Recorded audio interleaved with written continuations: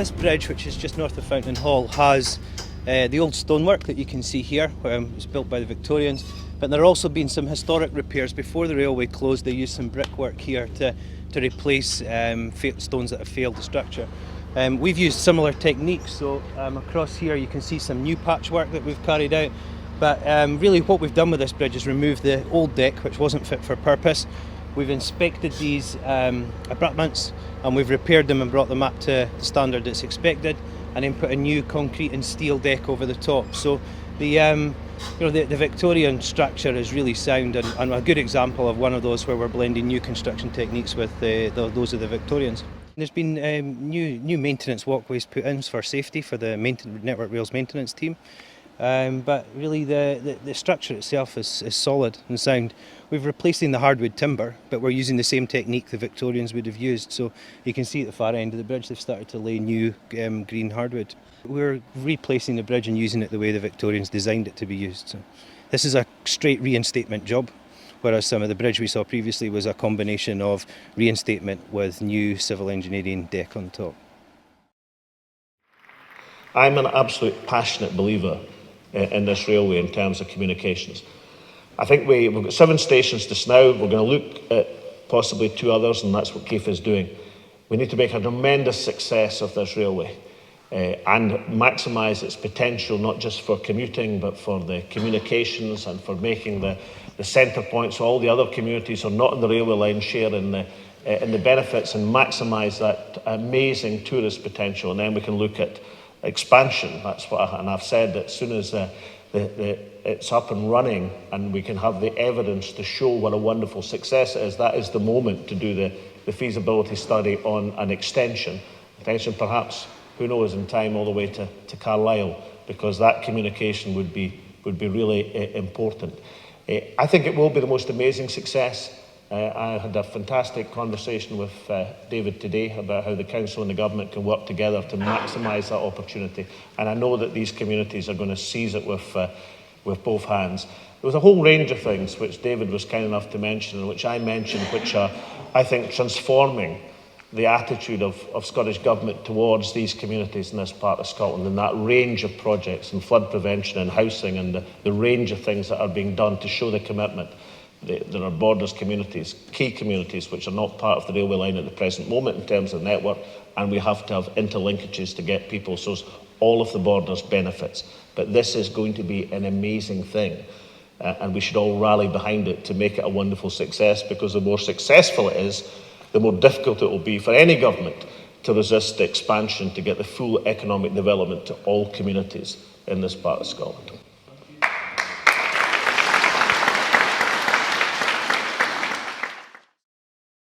Well, it's going to be a very big opening party. It's not just going to be done over one day, it's going to be done over a period of about a week. We'll have a formal opening, as we always do, with a first official train, but there'll be lots of other opportunities for people in the borders to get on special trains, and actually the very first inaugural train will have a competition where golden tickets will be available to members of the public.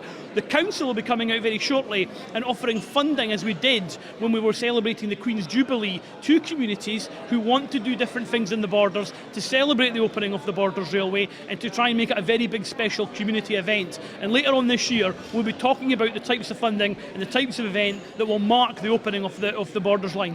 And one of the things that we'll be trying to do is encouraging as many communities as possible to become involved. And when we do the week of special events to mark the opening, there'll be opportunities for everyone in the borders to get on the train at Tweedbank and go to Edinburgh and vice versa. We'll be trying to do as much as we can to mobilise the whole borders to support the new railway.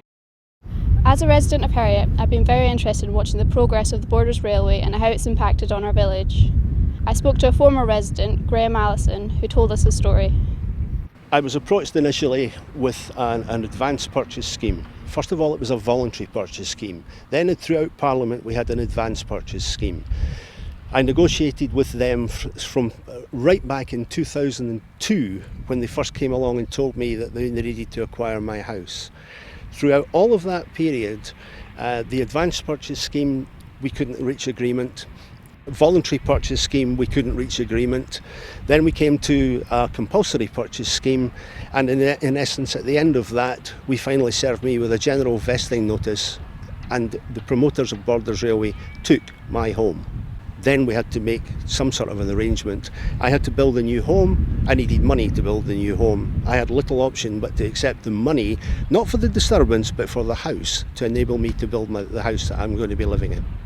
While other villages along the route are benefiting in many ways, Graham believes that the residents of Heriot have been given a raw deal.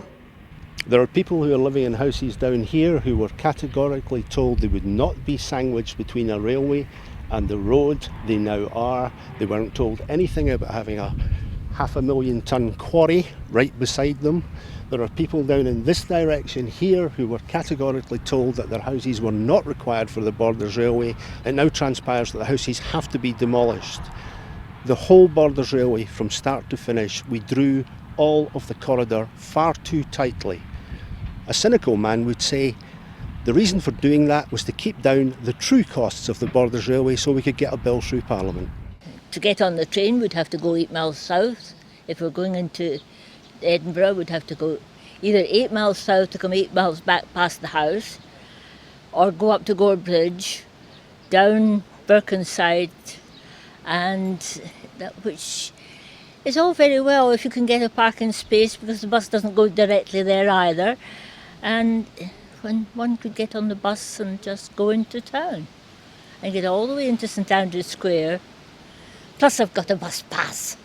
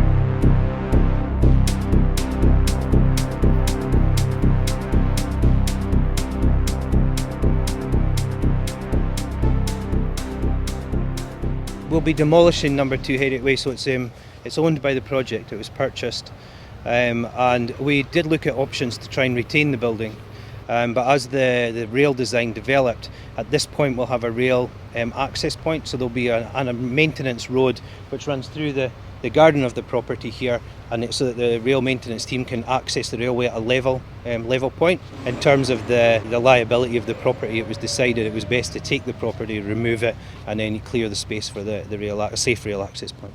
We understand that it's a loss of an asset to the community and a loss of part of the historic railway, but we have to build this railway to new standards and make sure that the maintenance arrangements and access points all fit the new engineering codes and standards, and it's important that it's safe and accessible, and in the current situation this property wouldn't have any safe access at the front of the property.